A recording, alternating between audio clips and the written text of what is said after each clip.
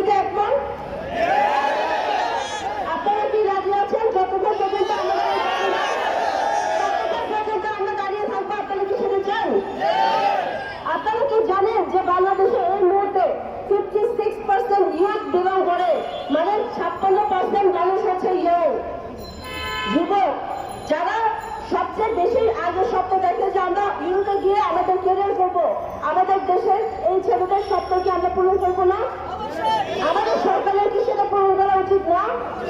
তাহলে আমাদের কি করতে হবে? আমাদের সরকারকে আমাদের সহযোগিতাতে এগিয়ে আসতে হবে, কারণ আমরা দেশ গড়াতে সবার আগে থাকি, আমরা দেশ গড়াতে সবার আগে থাকবো। এই দাবি জানিয়ে আমি আমার বক্তব্য এখানে শেষ করছি।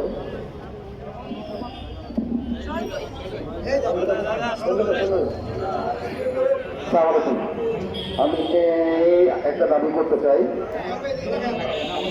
যে নেপালে আমরা যে ক্রোয়েশিয়ার জন্য ফাইল